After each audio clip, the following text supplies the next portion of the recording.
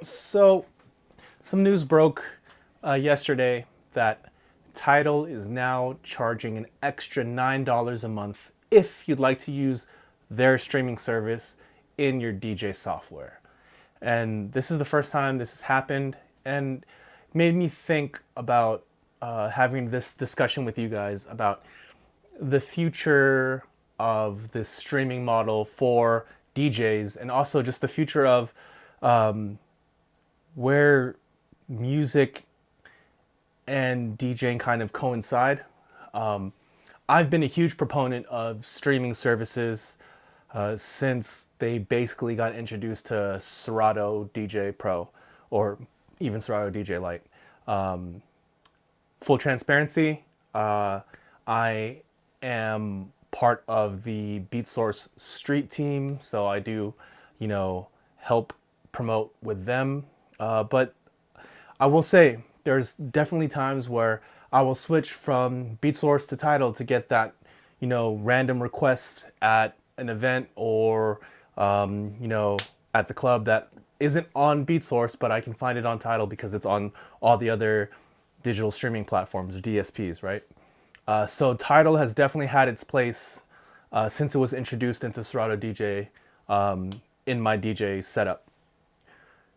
But I a few months ago, it was a few months ago at this point where, you know, Tidal announced that they would be dropping STEM support for DJ software like Serato DJ Pro, which there was already a commotion about that, right? Where in the past, up until they had made that announcement that you could treat your tracks from your streaming services, or Tidal in particular, the way you would treat any other track in your library, where you could use stems, you could use all the features. But now, stems, which has become a staple in many DJs' DJ sets since it's been added to Serato DJ, it's no longer an option. And it seems like Tidal is doubling down on that. And now, if you'd like to use Tidal, it's an extra $9 a month, almost doubling the cost of the streaming service compared to where it was previous to this announcement.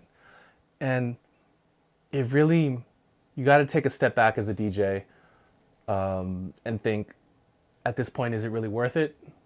Not only am I not able to use all the features of my DJ software of choice with the streaming service, but now I'm actually paying almost double the amount to get less features. How useful is Tidal at this point? What is the, you know, how much is it worth in your DJ library now? Is it worth that double the price? Will this make people move away from Tidal? I think so. And to me, that was one of the best parts about using streaming services in your DJ software, at least to me, was the fact that I knew that these artists were getting paid for when we play their songs in the club, lounge, event, wherever, compared to other places like online DJ, a record pool, where you download the song, you pay your monthly subscription, but every time you play that song, it's the artist never sees any benefit from it, right? Other than the promotion of you playing their song. But with the streaming services, Tidal, SoundCloud, BeatSource, every time that you played their song, they would make revenue off of that. And I did really enjoy that fact. Just because, the music industry is tough. It's tougher now with streaming, and like with things like Spotify making it harder for smaller artists to make income off of their streams. At least I knew I was helping a little bit using the streaming service, either Tidal or BeatSource, to play some songs. But am I willing to pay double the amount for that? I mean, that's a decision that I think every DJ is going to have to answer on their own.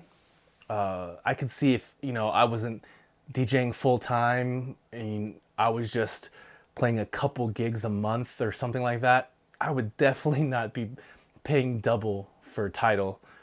And although BeatSource is more expensive, but the fact that it's curated specifically for DJs, and the amount of curation I didn't think was going to be that important until, BeatSource kind of matured a little bit and you get these different playlists for different genres, different opening sets, primetime sets and stuff like that. It's really been helpful just to get ideas of like how to add more songs into my library, or even get reminded of older songs that I forgot about. So for me in my DJing, that makes more sense to spend money on that rather than just spending extra amount on a streaming service that I'm not really going to use.